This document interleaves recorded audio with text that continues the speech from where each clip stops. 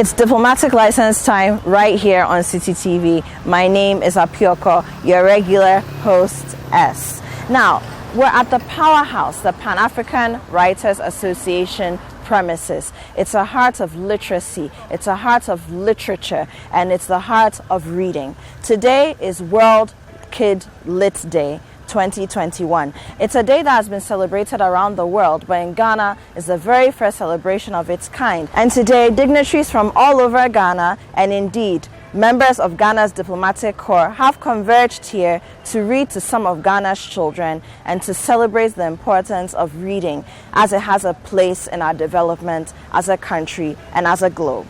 It's very important because, first of all, you have to know that a childhood without literacy, without reading, without stories, is no childhood at all, especially when you live within Ghana, where we're a very, very, very oral people and we love to tell our stories. But beyond that, the world has gone beyond just reading and writing when it comes to literacy. We're talking about functional literacy, where moving beyond reading what you understanding what you read and reading for enjoyment, you're able to take the things that you discover in books and around you and apply them to your lives to have a successful and fruitful and prosperous livelihood as an individual. So it's important to raise our children with the understanding that knowledge is in books. Books are still very important, and even in the digital age, probably even more so. Once again, you're welcome to Diplomatic License. We're spending time here at the World Kids Lit Day 2021 at the Powerhouse at Roman Ridge in Accra.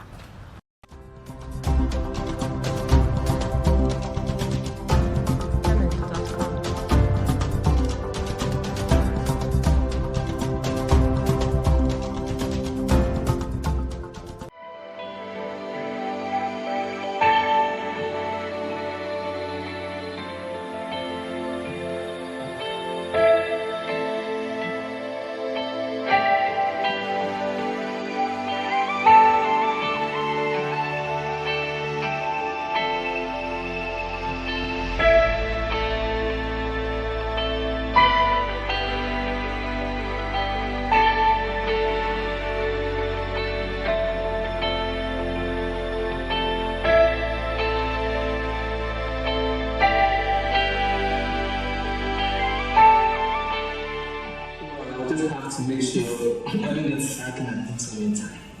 That's all. It's going to file. Now that's one. All right. Okay. Ah, that's interesting. I like it. Okay. Okay. And these are for the younger ones? Yes, mostly for nursery, more of activity. Okay. These ones are all activity books. Okay, can I open it? Yes, you can. Thank you. Okay. So you got a coloring book.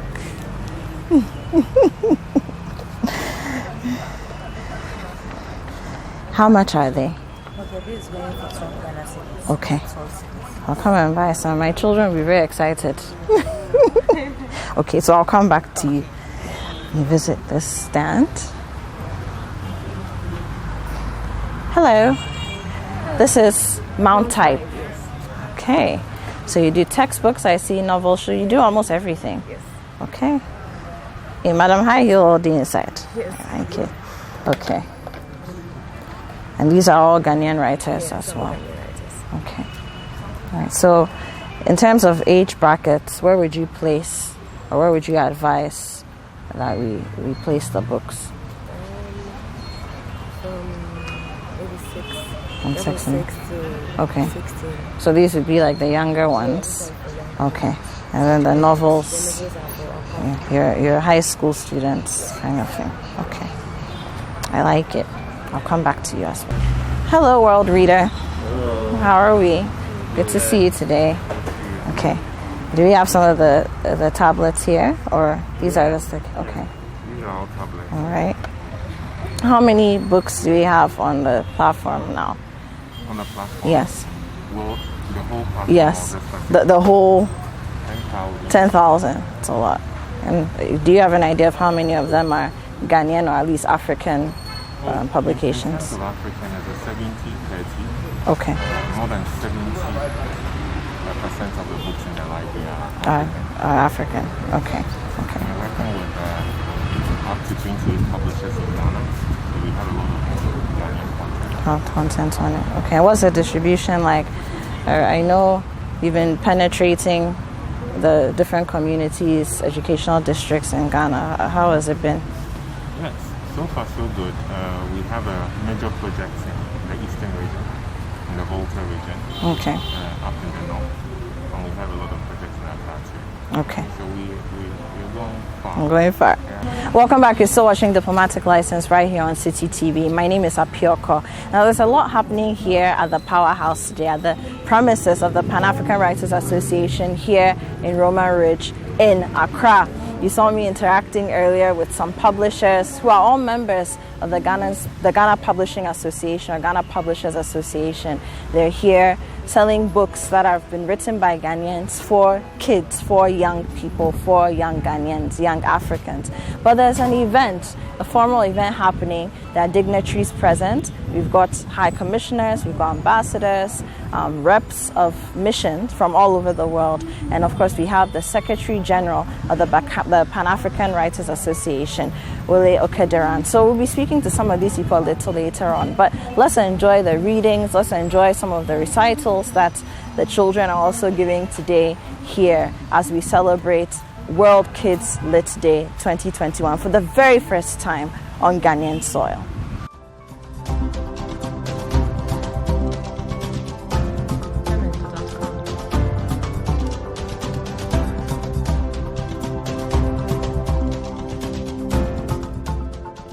Mr. John Esiedu Sapon. He is a poem professor, a Ghanaian-based award-winning poet who lives in Nigeria, but he's with us here. Mr. John Esiedu Sapon. You are all welcome. Okay. This is a book I wrote in 1996 for Nigerian schools because I've been in Nigeria for 44 years. I'm still there. And the Secretary General has been my bosom friend. And fortunately, he's in my country. So I'm so proud about that. The poem I'm going to read, because I'm a poet, you know, poets are prophets. Let me tell you today. Isaiah, Prophet Muhammad, peace be upon him, they were all poets. So when I wrote this poem, I didn't know that one day in Ghana, they would need this particular poem here to be a national policy whereby the president will urge everybody to plant a tree. And I wrote it from one of my books, Sweet Talking Drums, published in 1996. And I'm going to read how the poet could be a prophet. I can read it offhand, but I want to tell you that I have it in this book. When you look at the forefront here, you see I have 3 trees. The pawpaw tree, the neem tree, and another tree, which is more or less a flower, but it could be a shade. So I read, I will plant a tree. I will plant a tree around the place I live. The shady tree, I believe, be the shady tree. The shady tree, I believe, will give me shade and breeze. The scorching sun I see won't sting me like the bee. That is for this tree. The second tree is, I'll plant a tree around the place I live. the blooming tree, I believe, this particular tree, will send out pleasant scent. So students, this will tell you that it's going to imbibe in you that the government will not spend so much money planting trees when you have got this at the back of your mind. So plant a tree today. The name of my poem is Desert Rivers. Deserts too have their rivers, and torn from birth in earth. Waters mightier than waters, light from glare of sun, and winds that dry, roof not by sky, but rocks that do not always hold. These run their unwitness course to their unwitness end, without a sound. The title of my point is Reporting Wrongdoers. A responsible citizen will always report criminal in the community. Criminals are bad people who commit various crimes such as stealing, rape, and murder, etc. Responsible citizens report offenders to the police so that our community can be safe. The title of my poem is I Look in the Mirror. I look in the mirror, and what do I see? I see the me no one else can be. I am precious. I am glad to be me. My hair, my face, my personality, my size, my shape, the color of my skin, all make up me. Outside and inside, no one else can compare. Thank you. Good morning. In South Africa, we say Sanibonani.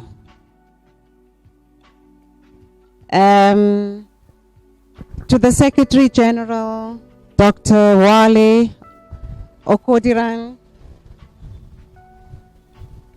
my colleagues from the Diplomatic Corps, distinguished guests, and especially you young girls and boys that are here on this occasion.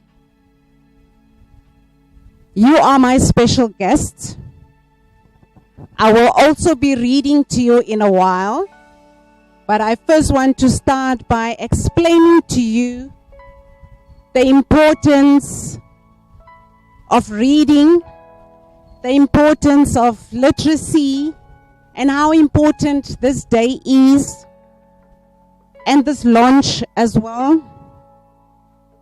And also just to inspire you. And a little later, my young colleague, you see, I also have a young lady from the High Commissioner, Mrs. Kwame, and she reads a lot. She's got a lot of books. In her free time in the office, she's always reading all different literatures from all different genres. And I'm going to read to you in a little bit as well a book by a South African who is a comedian now in New York, and it's Trevor Noah. I'll read you his book, but I just wanted to explain to you the importance of reading, and that it is my honor and pleasure to be here. And I also have three daughters. They are aged 14, 15, and 20. And I've taught them to read and the importance of reading. I just want to explain to you, young ones, just how important it is to be here with you and to commemorate World Kids Literature Day with you. And according to the United Nations Educational, Scientific and Cultural Organization, UNESCO, which we all know, according to their statistics, about 617 million children and adults are not achieving the minimum proficiency levels in reading and mathematics. Now, those are just statistics to indicate to you literacy levels around the world, in sub-Saharan Africa, and what still needs to be done. And our leaders are doing a lot. Our leaders have just returned from the General Assembly, the 76th General Assembly in New York, in which they discussed the achievements and how to achieve our sustainable development goals, and especially the target of 4.6 to ensure that all youth and adults achieve their literacy levels and numeracy by 2030. Playing in my grandmother's house, I'd hear gunshots, screams, tear gas would be fired into the crowd. So memories of the hippos and flying squads come from when I was 5 or 6, when apartheid was finally coming apart. I never saw the police before that, because it would never risk the police seeing me. Whenever we went to Soweto, my grandmother refused to let me out. If she was watching me, as was, no. He doesn't leave the house. Behind the wall in the yard, I would play. But not in the streets. And that's where the rest of the boys and girls were playing all day, in the streets. My cousins, the neighbors' kids, they'd open the gates and head out and roam free from back and dust. I'd beg my grandmother to go outside. Please, can I go outside with my cousins? No, they're going to take you, she said. For the longest time, I thought she meant the other kids were going to steal me. But she was talking about the police. Children would be taken. Children were taken at the time. The wrong color kid in the wrong color area, and the government would come in, strip your parents of custody, haul you off to an orphanage, to police the townships. The government would rely on the networks of impimpis. These are the anonymous snitches who would inform the police.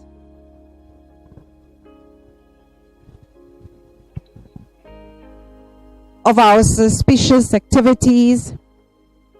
There were also blackjacks, black people who worked for the police. My grandmother's neighbors was a blackjack. She had to make sure he wasn't watching when she smuggled me in and out of the house. Obviously, I was the only child born to black and white parents during apartheid. I was not the only child. Traveling around the world today, I meet other mixed South Africans all the time. Our stories start off identically. We're around the same age. Their parents met at some underground party in Hillbrow or Cape Town. They lived in an illegal flat. The differences in that is virtually every other case they left. The white parents smuggled them out through Lesotho or Botswana, and they all grew up in exile in England, in Germany, in Switzerland, because being a mixed family under apartheid was just unbearable. Once Mandela was elected, we could finally live freely. Exiles started to return. I met my first one when I was around 17. He told me his story. And I was like, wait, what? You mean you could have left? And that was an option. Because I am not Swiss, she said. Stubborn as ever. That is my country. Why should I leave? So that is just the story of Trevor Noah from the book Born a Crime. It depicts the history of South Africa, the history during apartheid, how some communities had to live and work. But what's more important is telling a story and being an inspiration for you young people to read and understand that the most important thing is literacy. Members of the diplomatic corps here present, our chief host, our respected doctors, professors, teachers here present, and most importantly, our students. First of all, I want to congratulate the organizers of the World Literacy Day for Kids. When we read, reading educates us, it shapes our behavior, it corrects our wrong notions, reading sharpens our skills, and reading keeps our mind at alert. Even if you grow old, when you are reading, your mind will always be at alert and active. So I want to employ you at this age to continue to read and read. Reading is also a form of entertainment. Apart from maybe watching your movies and what have you, it's also a form of entertainment and a form of gauging you to see how good you are in language. Please, quickly, with your permission, I want to read out a local African language poem, just to illustrate some of what I mean by sharpening our language skills. Let me read a tribute to one of Africa's finest authors in the name of Professor Chinua Achebe. This is called a tribute to Chinua Achebe by Solomon Najuk, the Victoria University, Kampala. And it goes thus: to you, gallant son of our land, sailing and swimming in the flow of the golden ink that stain out a zillion rims, moving to the current, the ebbing and heaving of the azure and indigo ink on the white, the rhythm of your indelible plume, weaving words with impeccable sense and essence. You churn your thousands into edit page turners, suckered with the musing of your lines, engulfing our attention and delight in those undownputable pages. You are but low-key zealots of the open struggle, but you seed hope behind your trail after your spade work. And inspiration, the plume art will prevail in us. We breathe our commiserations to the universe in gratitude galore for a life of major lived. For this our own on a continent ever so blessed. Long live Chinua Achebe. Long live gentle script of our land. Long live Africa. Long live the youth of the world. And long live humanity. So my name is Virginia Elliott. I'm the acting Deputy Chief of Mission. And normally I am the Public Affairs Counselor. So it is always my pleasure to attend events like this, to see and interact with students, and to share a love of reading and literacy with everyone. So my diplomatic colleagues, I will stand on all protocols, including COVID protocols, and I will just echo what they have said. They have shared some wonderful thoughts about literacy and reading. Literacy and education are priorities for the U.S. government in Ghana. We know that, as has been so eloquently said, education unlocks opportunities for the future, and literacy is a key part of that. The U.S. government is engaged in a number of programs to support literacy and education. And so I'm going to share a book with you today that I hope will provide a little bit of fun, a little bit of education, a little bit of inspiration. And the book is called Ada Twist, Scientist. It's by Andrea Beatty. Ada Marie said not a word until the day she turned 3. She bounced in her crib and looked all around, observing the world, but not making a sound. She learned how to climb and made her big break with a trail of chaos left in her wake. She ran through the day chasing each sound in sight and didn't slow down till she conked out at night. That's just what happened when Ada turned 3. She tore through the house on a fact-finding spree and climbed up the clock just as high as she could. Her parents yelled stop, as all good parents would. Ada's chin quivered, but she did not cry. She took a deep breath and simply asked, why? Why does it tick and why does it talk? Why don't we call it a granddaughter clock? Why are there pointy things stuck to a rose? Why are there hairs up inside of your nose?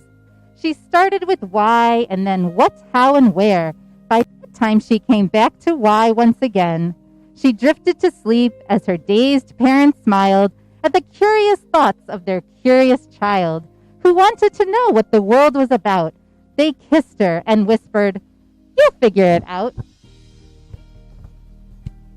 Her parents kept up with their high-flying kid, whose questions and chaos both grew as she did. Even Miss Greer found her hands were quite full when young Ada's chaos wreaked havoc at school. But this much was clear about Miss Ada Twist: she had all the traits of a great scientist. Ada was busy that first day of spring testing the sounds that mockingbirds sing when a horrible stench whacked her right in the nose, a pungent aroma that curled up her toes. "Zowie," said Ada, which got her to thinking, what is the source of that terrible stinking? How does a nose know there's something to smell, and does it still stink if there's no nose to tell?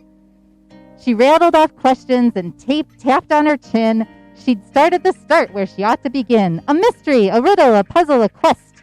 This was the moment that Ada loved best.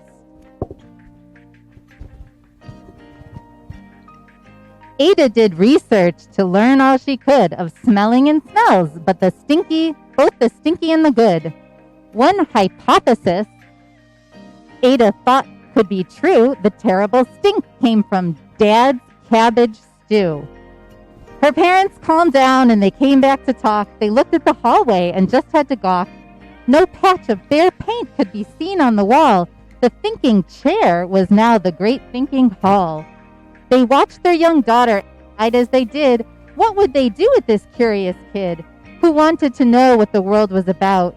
They smiled and whispered, "We'll figure it out." And that's what they did, because that's what you do when your kid has a passion and a heart that is true. They remade their world, and now they're all in the act of helping young Ada sort fiction from fact. She asked lots of questions. How could she resist? It's all in the heart of a young scientist. And as for that smell, what can Ada Twist do but learn all she can with her friends in grade 2? Will they discover the stink that curls toes?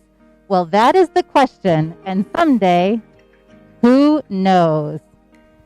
So that is Ada Twist. I have a small token to share with each of you later. And so thank you for coming. Thank you for listening. And I wish you all the best. I hope you continue your journeys reading and that you find a passion just like the protagonist in our book. Thank you.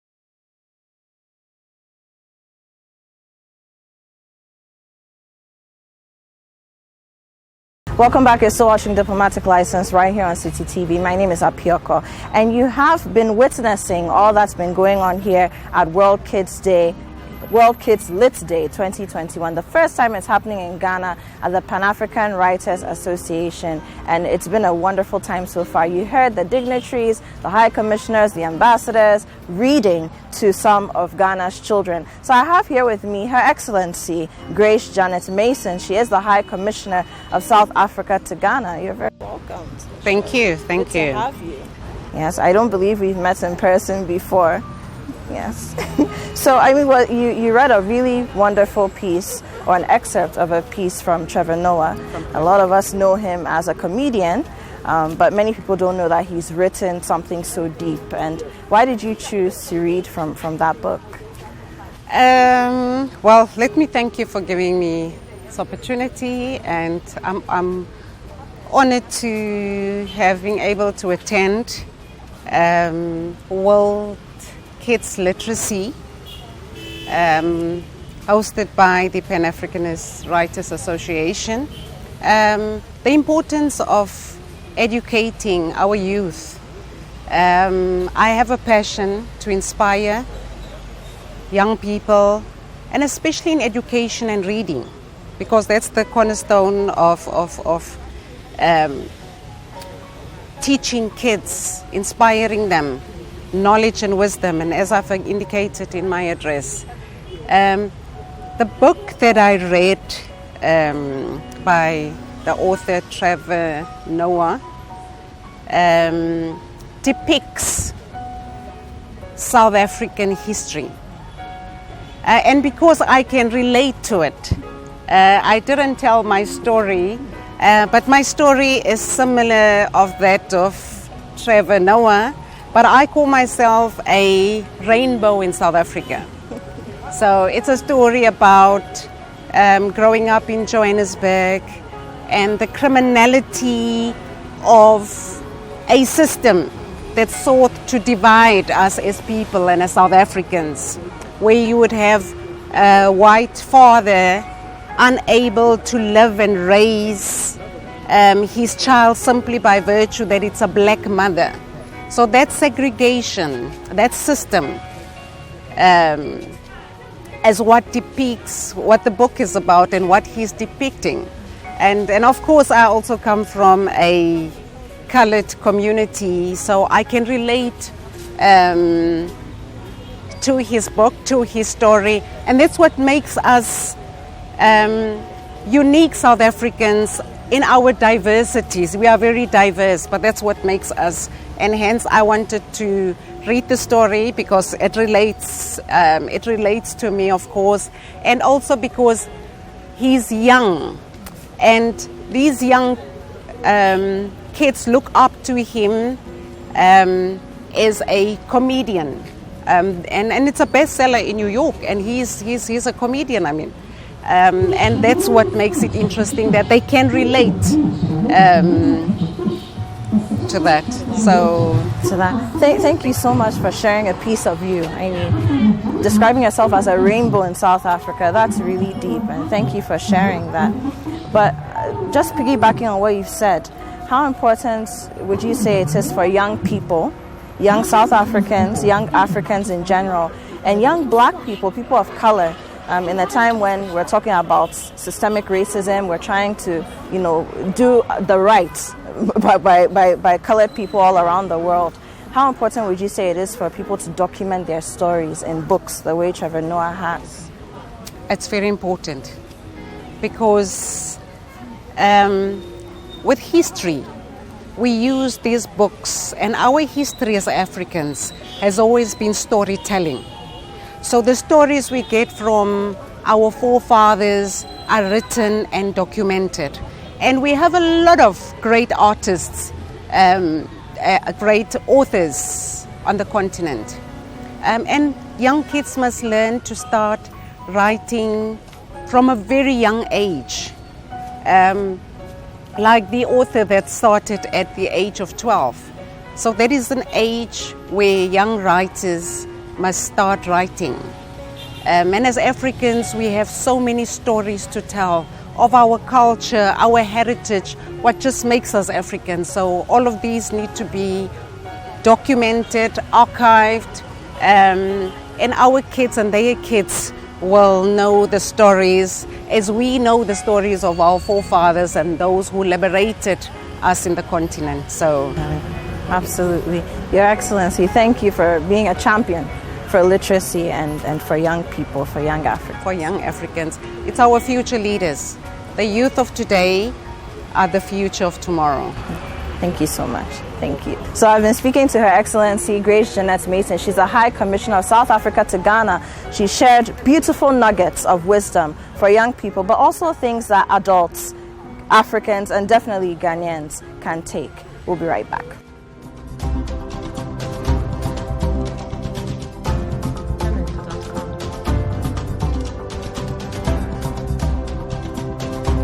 Now it's time to speak to Her Excellency Virginia Elliott. She is the Acting Deputy Ambassador of the U.S. to Ghana, or the Acting Deputy Head of Mission of the United States Embassy in Ghana.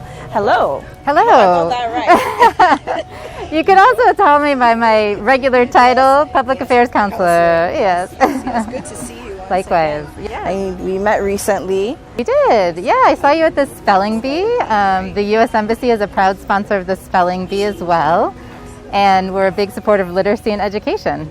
And so it's no surprise that you're here today at World Kids Lit Day 2021. And you read a very interesting book, and so have you been a teacher in a nursery school before? No, I just have had a lot of practice with my own daughter. I did look at her library, and we love this book, Ada Twist, Scientist. It's written by an American author, Adria Beatty, and it's just a fun, inspirational book full of great vocabulary, actually. Yeah. It's wonderful. So what's it about? And what is it that your daughter likes about it? So the book is about a young girl who is very inquisitive. She's very curious about the world, and she asks a lot of questions. And those are all good characteristics of a scientist. So she goes through a lot of investigating, asking questions. It drives her parents a little bit. It makes them a little worried, drives them a little bananas, but they learn to embrace that spirit and that passion. As a nation, a lot of people look up to the U.S. as a superpower politically, as an example of what we can aspire to be as a developed country when we do get to that point, not just in Ghana, but all over the world. How has literacy played a role in all of that? Well, I think my colleagues here earlier today said it very well. Education is really the best weapon that you have against anything. You learn, and literacy obviously is a key part of that. Reading opens new perspectives, it helps educate you, it inspires you, it entertains you. And I think we're really fortunate in the United States. We have a wonderful library system, public library system. And I know that you have libraries here in Ghana, so I hope that they are well used. But this was a big part of my growing up, was going to the library, hearing stories, And now, you know, we have resources even through the U.S. Embassy, an e-library that's available. We have the American Center, which is the library that's located at the U.S. Embassy. And I encourage everyone who's watching to visit the U.S. Embassy on Facebook and to follow us so they can follow the programs that we host there. That is brilliant because our library system, we're still finding our way around it in recent times. So to hear that the U.S. Embassy has resources that are willing to make available for Ghanaians and anyone who's interested in learning, in acquiring knowledge, really, that's a brilliant thing to hear. Do you have any final words? I don't know what else can be said. I'm sure it's been covered, but we love reading, and we were very happy to support the Pan-African Writers Association in supporting this event on World Kid Lit Day. And yeah, I hope everyone keeps reading. Thank you. So much, okay. I've been speaking to Her Excellency Virginia Elliott. She's the acting deputy head of mission at the U.S. Embassy here in Accra, Ghana. And clearly she loves literature, she loves reading, and thank her daughter for allowing her to bring this book from her library to share with us on World Kids Lit Day here in Accra. We'll be right back. Welcome back. It's still Diplomatic License on City TV, and we're still celebrating World Kids Lit Day 2021 at the Pan-African Writers Association premises in Accra. And it's time to speak to a representative of our Nigerian brothers and sisters who is celebrating with us here today. He said a lot of very, very wise things about literacy and literature, read some excerpts from the writings of the great Chinua Achebe as well. And I'm very pleased to speak to him, His Excellency Gambo Yusuf Hamza, who is the Deputy High Commissioner of Nigeria to Ghana. Hello, sir. Yeah, thank you. Fine, thank you. How about you? I'm very well, thank you. Yeah, thank you. So, I mean, you read a piece or a bit of a piece from Chinua Achebe. I mean, many of us, not just in Nigeria and Ghana, but all over the world, we've grown up knowing Chinua Achebe as a great African writer, and he inspired many of us. But why did you choose that particular excerpt that you read? Thank you for the question. You know, some 40 years ago, when I was in school, the novel Things Fall Apart was introduced to us, and we read it while we were in school, and impacted my life. It impacted my educational life because of the rich vocabulary used in the language, and because of the way he portrayed African culture, because of his skills in translation, the translation capacity, the way he portrayed Africa in the novel. So it really impacted on me positively, my whole educational career. That's why I selected. I can just hear the passion. I can see the passion just coming from you. And I see why you wanted to share a piece of that with the students today. But let's talk about literacy. I mean, Nigeria, apart from Chinua Achebe, has produced so many literary greats. I love poetry, and one of my favorite poets of all time is Neo Shundari. Of course, Wole Soyinka as well. I grew up studying their works. But even more recently, we have the likes of Chimamanda Adichie, right? You know, what is it about Nigeria that is leading you to produce such great people in the literary world?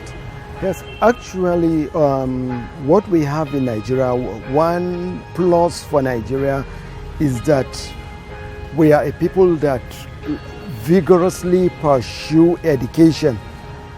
Literacy, we pursue education.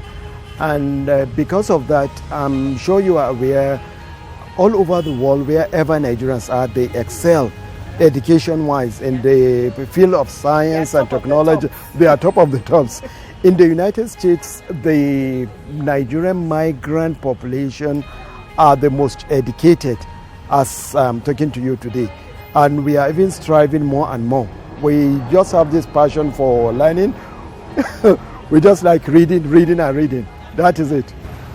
And so I mean, that passion, of course, also produces writers who you can also read. Exactly. So that's to continue on reading, so that we don't cut that culture we have. Exactly. So let's talk about the role of the Nigerian High Commission and Nigeria as a whole in the Pan-African Writers Association. Our current Secretary General is from Nigeria, Dr. Wale Okediran, and he's doing so much for the association. But let's talk about your role as a High Commission, as Nigeria and Ghana, and what you look to do as far as literacy is concerned in the coming years, months, weeks. Yes. As a High Commission, to begin with, we are already in contact with Power. We are already talking to the Executive Secretary to find out if there is anything we could do to advance literacy in Nigeria and in Africa as a whole.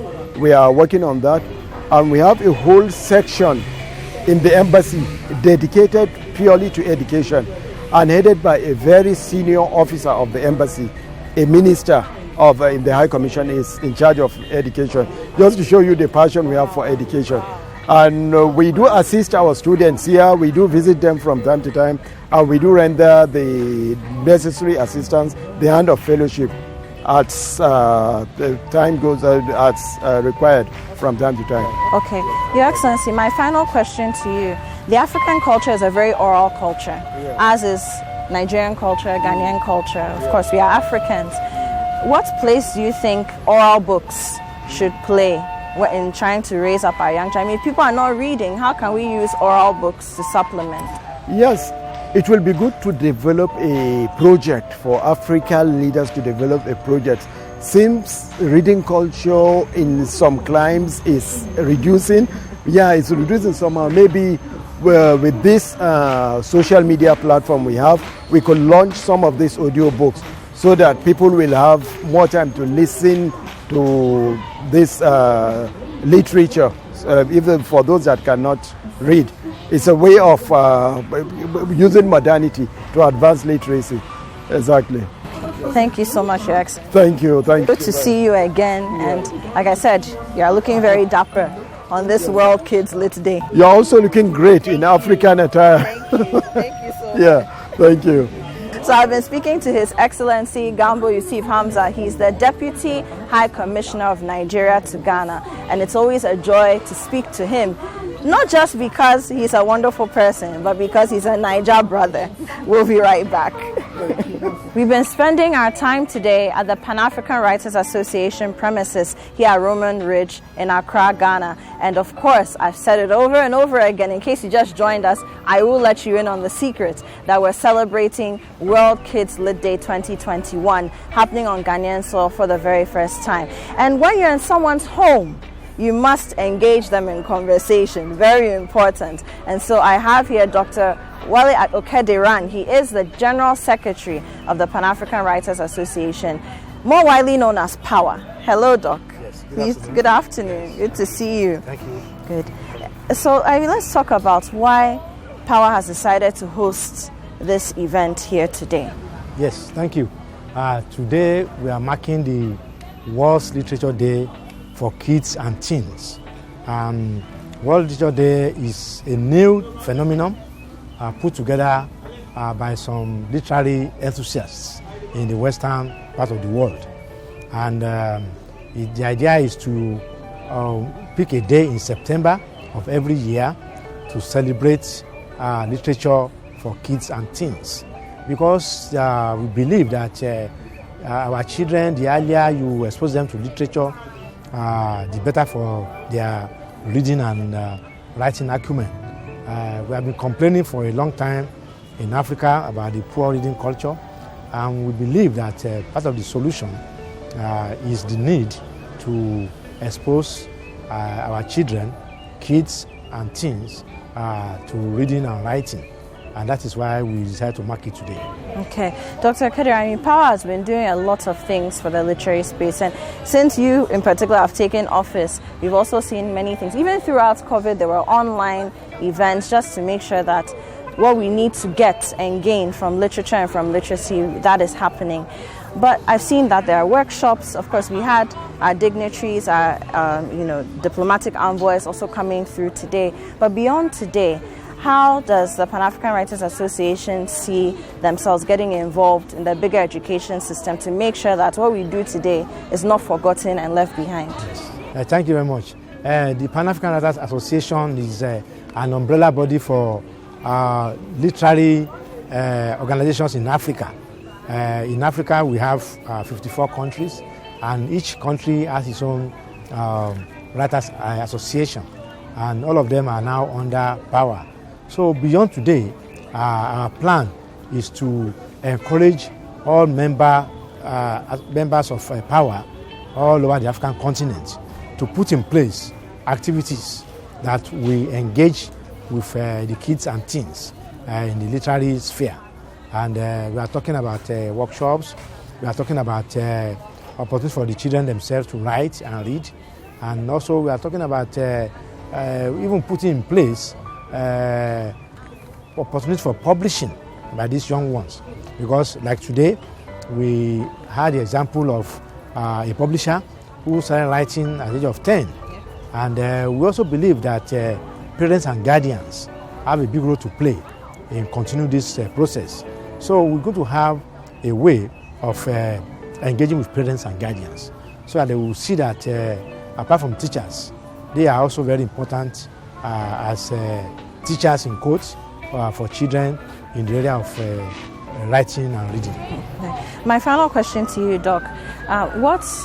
I mean, this is a digital age, so I mean, we have ACO books talking about audio books in the background. World Reader is also here as a partner today, doing so much work. But how do you think that Power can support in tapping more into the digital tools that have been given to us in the 21st century, also to propagate literacy?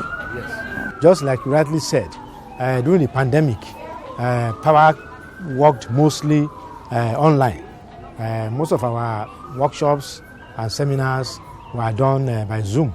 And we also organized a publishing and writing competition, a workshop for our members with the emphasis for them to turn their books into digital forms. So we are working with our members so that their works can be digitalized.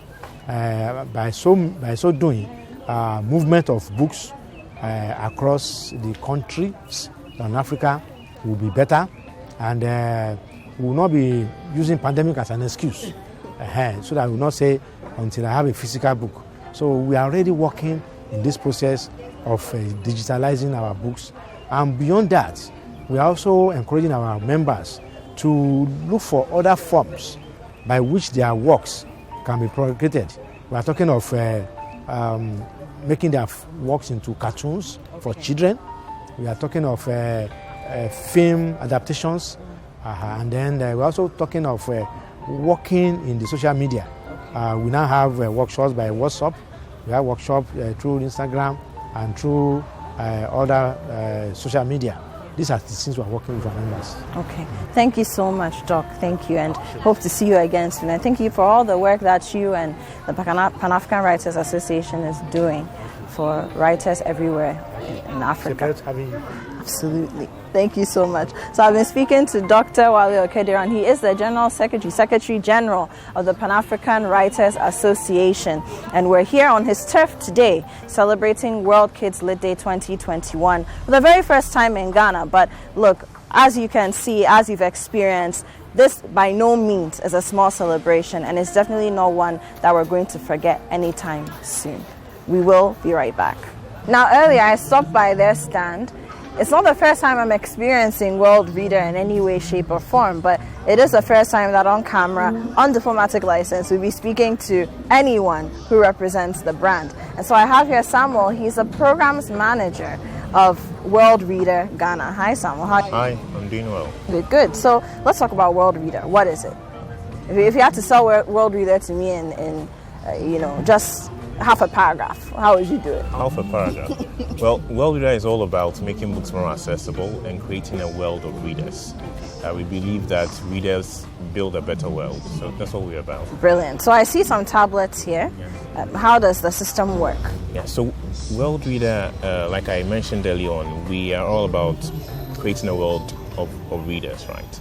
And so the key thing is working with publishers and digitizing their content and making them available on different platforms. So making content as accessible as possible but in a digital format. So our application works on tablets and works on mobile phones as well. And so it's here, packaged like a book. yes, basically. And so our tablet programs usually go into schools, into libraries, and on each tablet we would basically have level appropriate content that would go into the classroom. Okay, so you can have like from class 1 to class 3, class 4 to class 6, JHS. So I can show you here right now. You would see that the content is leveled. Okay. And in this particular instance, it's leveled in age. So there's 3 to 5, 6 to 8, 9 to 12. Exactly. Okay. Okay, wonderful. But I've also seen, I have a World Reader app on my phone. So it's not just these tablets, but you can actually download on your mobile phone. So again, we are all about making it as accessible as possible. So for all platforms, we focus on actually looking at very low-end phones and still making it available on low-end phones. So even an Android tablet, you have a basic phone with an Opera Mini browser, you can still access the content. Okay. So my final question to you, are there a lot of African writers on the World Reader platform? Yes. World Reader is very keen about local content. For every country, for every context that we go into, we're all about working with the local publishers there to ensure that the books that we are making available are locally relevant. So relatable to the children. You're not reading about snow or when it doesn't snow in Ghana. You read about palm wine and Hamatan. Okay. And the names that you also read about are names you are familiar with. Some of the most popular books that we have in our program are basically Kofi Has Malaria, something that every child can relate with.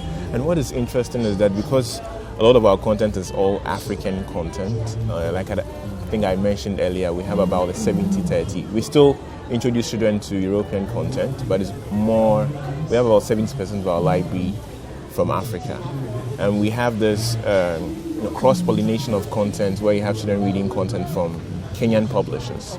So introducing them to more African, broader African content. Exactly. Brilliant. Wonderful work you're doing.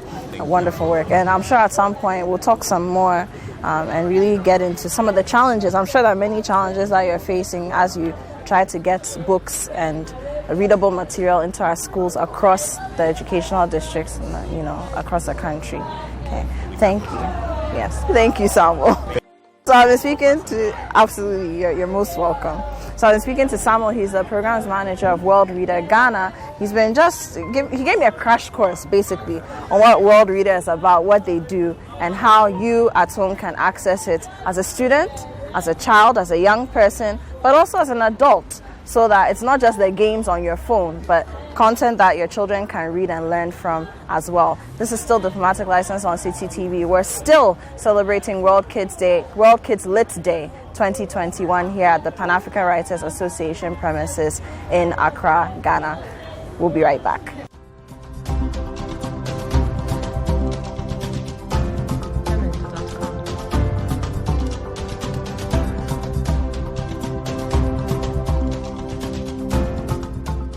So it's been a fascinating time here on Diplomatic License on City TV today.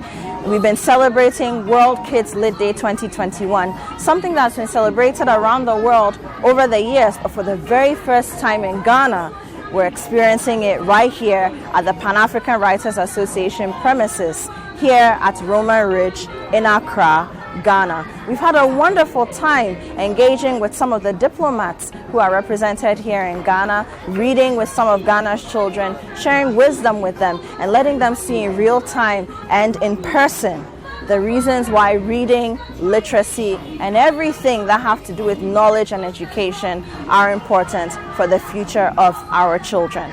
So thank you for watching. We will be back next week. And a very special thank you to Fashion Esla for my beautiful top here on the show today.